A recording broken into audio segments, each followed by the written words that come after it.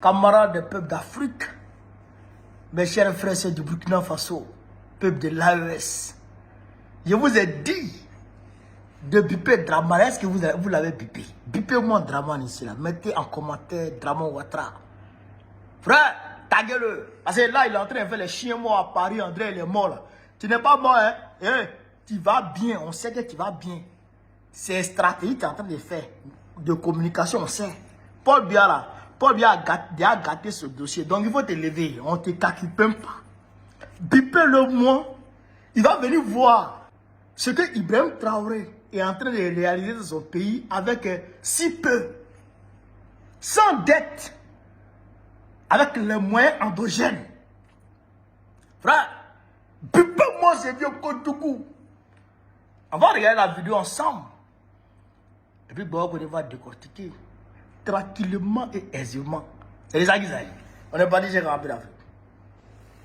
Et comme annoncé en titre, le président du Faso, le capitaine Ibrahim Traoré, a remis ce matin même un important lot de matériel à l'initiative présidentielle Faso-Mebo.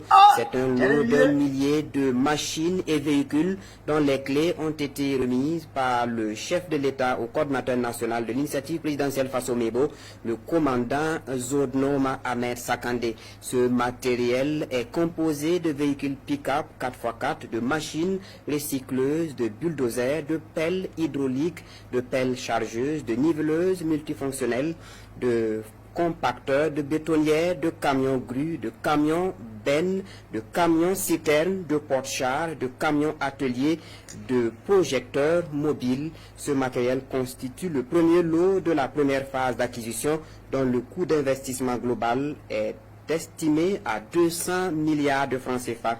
Plus de détails dans nos prochaines éditions. C'est le processus de révolution de nos infrastructures qui a commencé. C'est ce qui a mené la création donc, de cette initiative. Si, voilà, en Occident ou ailleurs, dans de petits pays qui n'ont pas de ressources, ils ont des routes départementales bitumées. Il n'y a pas de raison qu'au Burkina Faso, nous ne puissions pas bitumer nos voies. D'autant plus que nous avons toutes les ressources sur place. Voilà pourquoi nous avons décidé de créer l'initiative pour aller très vite, pour pouvoir construire nos routes, nos autoroutes aussi, et pour allier nos différentes villes. Parce que dans ce que nous vivons actuellement, les soldats, les combattants sur le terrain ont plus que jamais aussi besoin de routes. Vous pourrez les demander, leur priorité actuellement c'est la route. Et ça contribue beaucoup à la reconquête du territoire, à plus de 50% je dirais. Donc pour les accompagner également, nous avons besoin de construire beaucoup de routes pour les permettre d'effectuer donc avec audace et témérité. Et leur mission est que nous puissions donc accompagner cette reconquête-là. Et en plus de ça, que ce soit nos producteurs, nos transporteurs, nos commerçants, tout le monde a besoin de routes. Et cette initiative a pour mission de pouvoir accomplir cela. C'est un vaste programme, ça ce n'est qu'un cinquième, je dirais, du matériel qui est attendu. Dans la première phase, qui est un investissement d'environ 200 milliards. Et la deuxième phase va suivre, qui sera donc la partie bitumage. Et le rythme dépendra donc de ce que le peuple aura souhaité, parce que très bientôt nous leur ferons un point de situation. L'objectif étant de pouvoir bitumer chaque année entre 3000 et 5000 km au Burkina Faso. Et j'espère que nous pourrons commencer très bientôt les travaux pour le bonheur du peuple burkinabé. Donc voilà ce qui nous a amené ici. Et il y aura une dernière phase qui va beaucoup impliquer les populations. Et donc cette phase, nous attendons aussi que les gens puissent vraiment accompagner tous ceux qui travaillent au niveau de l'initiative pour qu'on puisse aller vite et bien et vraiment prendre soin de nos routes. Camarade peu d'Afrique. Ça là, si on n'a pas décortiqué ça là, est-ce que c'est normal? Ça là, si on n'a pas décortiqué ça pièce par pièce, est-ce que c'est normal, chers camarades peu d'Afrique? Non, Yoroman, il faut décortiquer. Parce que si ce n'est pas décortiqué, ben, il faut qu'on décortique ça. Il faut décortiquer. Est-ce que vous avez pipé Draman même? Pipez-moi le vieux Kotougou, chers camarades peu d'Afrique. Il me dit, il y a des petits pays en Occident qui n'ont pas de ressources naturelles, bien entendu, qui construisent des autoroutes avec la qualité, avec le goudron de qualité.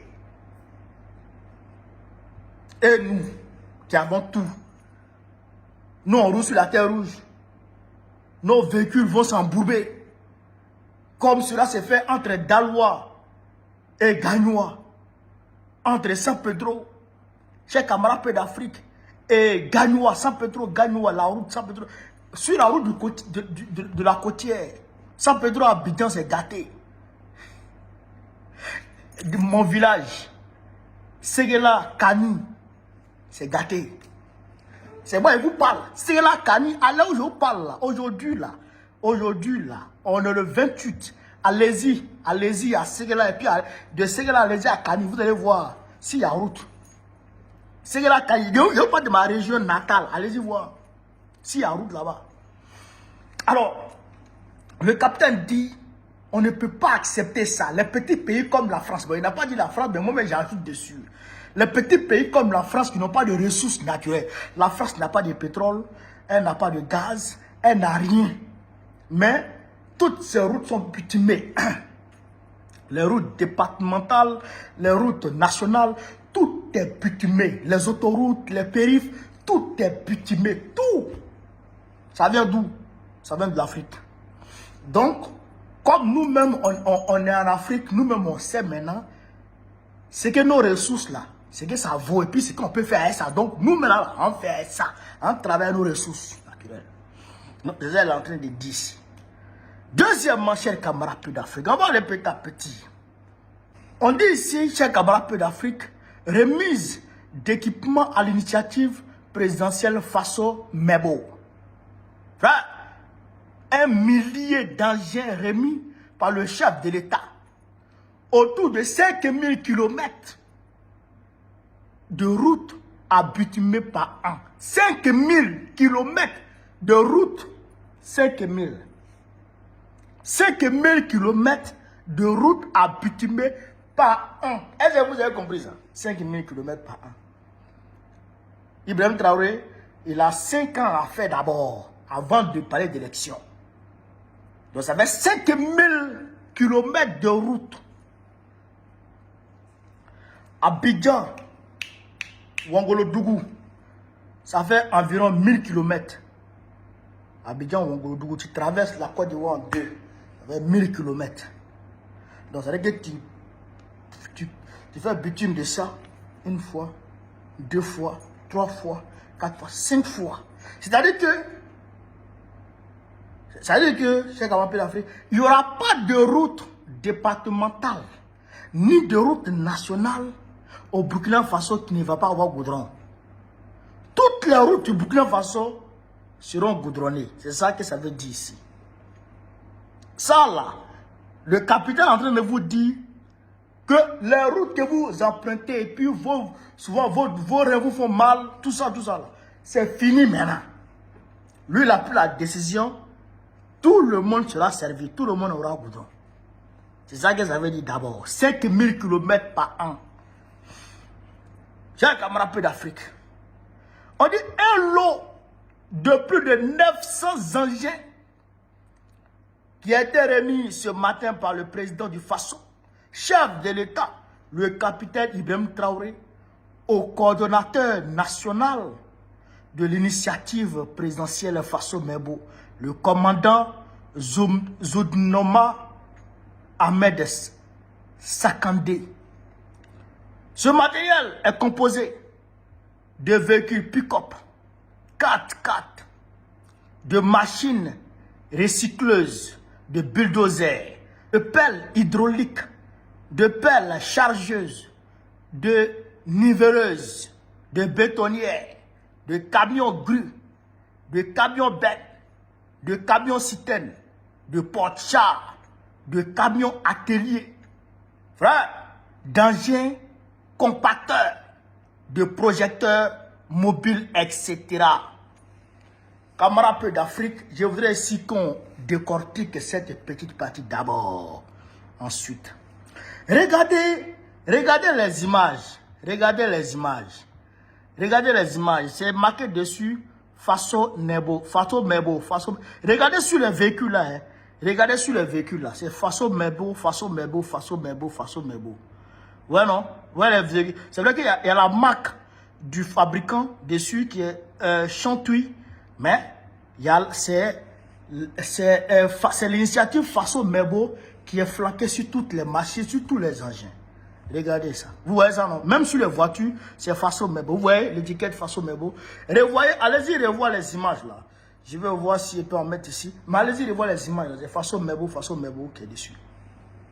Je voudrais que ça, on s'arrête et puis qu'on réfléchisse à ça. Quand Alassane Ouattara a dit en Côte d'Ivoire, quand les Ivoiriens étaient en train de dire, Monsieur le Président, l'argent ne circule pas, Alassane Ouattara a dit l'argent travaille. Donc l'argent ne circule pas. Chers camarades d'Afrique, ça veut dire quoi? Ça veut dire que Alassane Ouattara est allé prendre crédit. Il allait s'endetter sur le marché international. Il a eu par exemple 100 milliards. Dans les 100 milliards, Bouygues a été appelé pour venir construire le 3e pont et d'autres infrastructures routières. Qu'est-ce qui s'est passé alors? Alassane Ouattara a pris près de 50 milliards, dans 100 milliards, hein, il a pris près de 50 milliards pour donner à Bouygues pour les matériels, c'est-à-dire les engins, le déplacement des engins, même ciment du 3e pont, ça venait de l'Europe, ciment, même le fer du 3e pont, ça venait de la France. Aucun matériel du 3e pont n'est venu de la Côte d'Ivoire, jamais. Vous comprenez ça? Ça veut dire quoi? Ça veut dire que on a loué les engins de Bouygues. Donc tout l'argent, la moitié de l'argent est parti déjà dans les matériels de construction. Les matériels là qui fournit, c'est Bouygues. Donc Bouygues a pris la moitié de l'argent. Vous comprenez? Donc Bouygues a pris la moitié de l'argent et ils ont fini de construire, ils ont pris leur matériel, ils sont partis à ça. Mais ces matériels qui sont là ont été achetés par le Burkina Faso. Donc ces matériels-là seront utilisés par les Burkinabés et appartiennent désormais à l'État burkinabé. Donc demain, parce que Bouygues a fini le 3e pont, ils ont ramené les matériels. Donc, si on doit faire 4e pont, il faut aller louer les mêmes matériels encore. Est-ce que vous comprenez? Si on doit faire 5e pont, il faut aller louer les mêmes matériels encore. Or, le Burkina Faso a déjà acheté les matériels sont là. Vous comprenez? Donc, l'argent ne va plus partir sur Bouygues. Ou bien l'argent ne va plus partir sur quelque concessionnaire que ce soit encore. Donc cette partie-là, je voudrais qu'on retienne ça déjà. Pour dire que c'est un coup de génie, de patriotisme que le président de Faso a opéré là. Déjà. Au lieu de louer, il a acheté. À 200 milliards de francs CFA. Alors que la location dépasse ça déjà. Pour plus de 5000 km de bitume, avec les ponts qui vont avec. Parce qu'on ne peut pas faire 5000 km sans croiser de bas-fonds ou de... Non, il faut des ponts. Donc, c'est-à-dire que c'est un chantier gigantesque qui sera lancé comme ça. Tous les Burkinabés vont travailler ici. Donc ça déjà, je voudrais déjà qu'on retienne ça. Déjà. Alors, chers camarades d'Afrique, on continue petit à petit.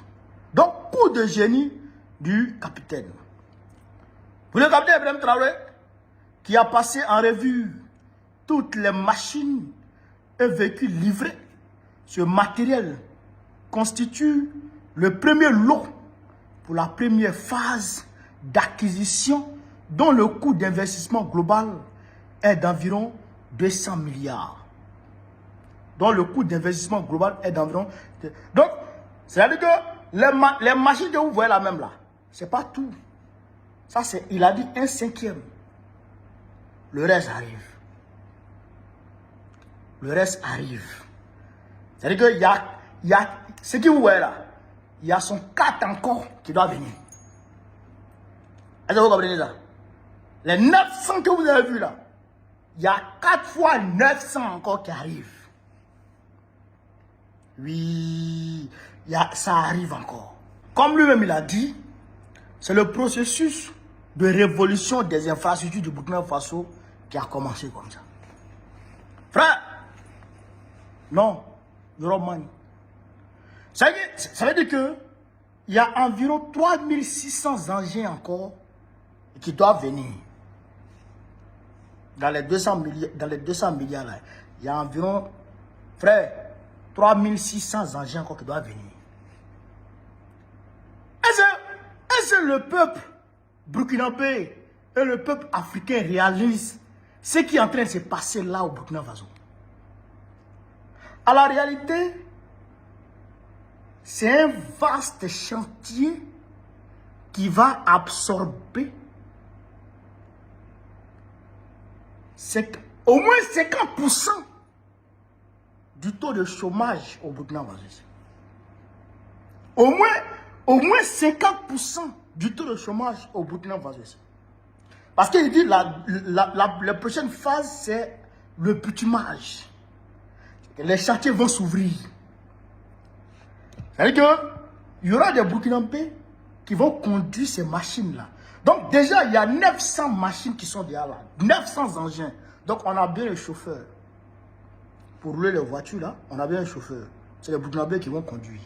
On a besoin de conducteurs pour les machines. On a besoin de conducteurs pour les machines.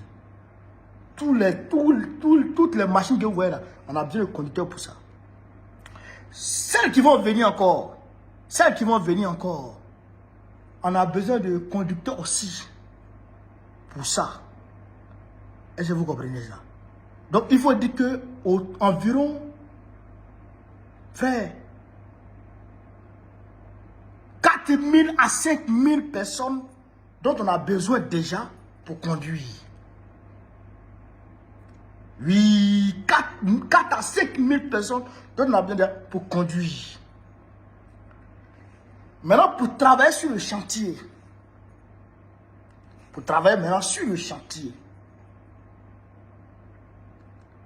ceux qui vont aller prendre les sables, ceux qui vont aller faire ceci, ceux qui vont travailler avec les techniciens, ceux qui vont faire ceci, ceux qui vont faire ceci.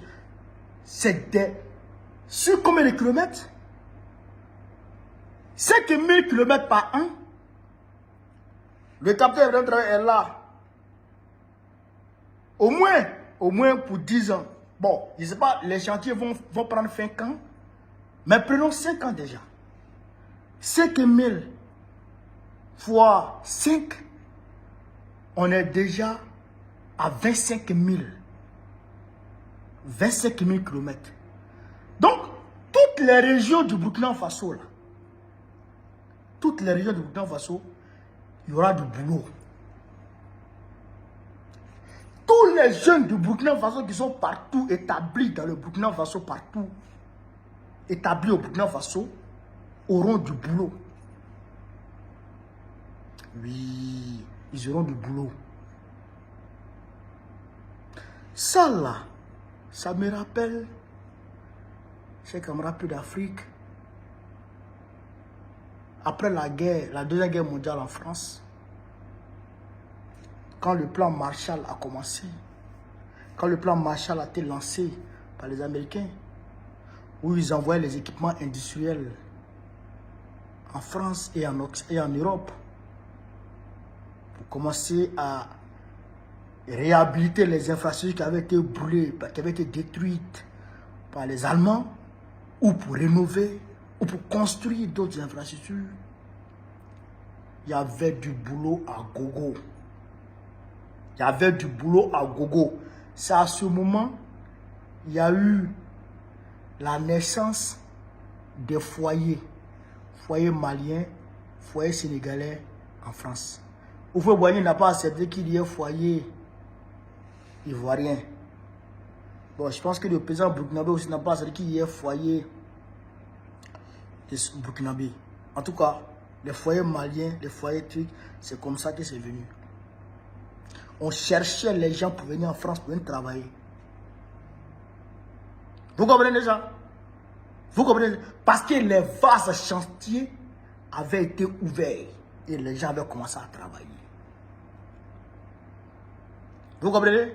Donc aujourd'hui là, les chantiers qui seront ouverts là, tous les Burkinabés vont travailler. Sauf si tu es paresseux. Parce qu'il y a des emplois directs et il y a des emplois indirects. Quand les gens sont sur le chantier, ils ont un peu d'argent. Hein? Ils veulent manger du bon. Ils veulent aller faire ceci, ils veulent aller faire cela. Ça crée des opportunités d'emploi. Vous comprenez ça? Selon les besoins des travailleurs, il y a des emplois qui se créent ici et là. Ce qu'on appelle les emplois indirects. Ça va attirer les investisseurs quand ils vont voir ce qui se passe. Il y a d'autres entreprises qui vont se créer. Ça va fluidifier le trafic. Bobo Ouagadougou, si ça prenait, bon, on dit là-bas c'est déjà bon. Il y a quelqu'un qui était là-bas la dernière fois qui a dit que c'est cool. Il y a d'autres routes qui ont été dynamitées par ces bâtards-là. Tout ça sera réhabilité. Vous voyez, tout ça, ça sera cool. Franchement, c'est maintenant que, en réalité, la marche vers le progrès au Burkina Faso et dans l'AES vient d'être amorcée. Ça vient d'être amorcé avec le lancement de ces chantiers. Nous comptons sur nos FDS et les VDP pour garantir, pour sécuriser ces travaux-là, pour ne pas que ces bâtards-là viennent nous emmerder lorsque nos citoyens seront en train de travailler. Camarades peu d'Afrique, il faut saluer le capitaine Ibrahim Traoré pour ce génie qu'il a eu, pour ce coup de maître qu'il a eu. Et je dirais pour ce patriotisme qu'il a. Donc, chers camarades peu d'Afrique, voilà un peu décortiquer ce qu'il voulait dire. Au niveau de la Côte d'Ivoire, vous voyez, Draman Ouattara, il arrange Abidjan seulement, le reste il s'en fout. Le reste il s'en fout. Il a dit, allez-y voir Séguéla, Kani, allez-y là-bas, ça c'est chez moi, allez-y là-bas. Ou prenez Man Odjene, prenez là-bas, Man Odjene. Prenez cette voie là. Vous n'allez pas croire. Prenez la côtière même sans mettre à Abidjan. Les deux villes portières là. Prenez là. Vous allez voir ce qu'il dit là. Il bavarde dans la télévision.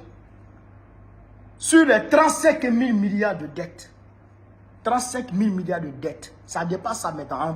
On tend vers 40 000 milliards. Parce que là, il est en train de prendre seulement. Parce qu'il y a des dettes même qu'il ne déclare pas. Sur les 40 000 milliards de dettes là, environ là, il y a 30 000 milliards seulement qui ont été utilisés pour le réseau routier. 100 milliards étaient détournés par Lasnet Diaby, DG du Fer, Fonds d'entretien routier. Il a détourné 100 milliards. Regardez ce que Ibrahim Traoré vient de faire avec 200 milliards. Adam Bitogo a détourné 600 milliards. Aujourd'hui, on ne sait pas qui a détourné quoi. 600 milliards de nos francs. Regardez ce que Ibrahim Traoré vient de faire avec 200 milliards seulement. Ils prennent notre argent, on ne sait pas où ils vont avec. 600 milliards. Et regardez le troisième pont. Le troisième pont là. 125 milliards. Le troisième pont seulement. 125 milliards. Le cinquième pont là. 113 milliards. 113 milliards. 125 milliards. Autour de 200 milliards. Le troisième pont là. Et c'est Bouygues qui gère le troisième pont sur 30 ans. Sur 30 ans. C'est-à-dire qu'en 2044, c'est Bouygues qui gère ça. Ça ne nous appartient pas. Ça n'appartient pas à la Côte d'Ivoire. Troisième point ne nous appartient pas. Quatrième point ne nous appartient pas. Cinquième point ne nous appartient pas. Quatrième point rien ne nous appartient en Côte d'Ivoire. Même le palais présidentiel où Draman dort, ça ne nous appartient pas. Camarades d'Afrique, voilà un peu ce que je voulais vous dire sur cette vidéo. Sur ce, vive l'Afrique libre, vive le panafricanisme, vive IB, vive Tiani, vive Assimi Goïta, vive l'AES, Babo, président de la République Côte d'Ivoire, en octobre prochain, Inch'Allah, on est ensemble les gars. Merci.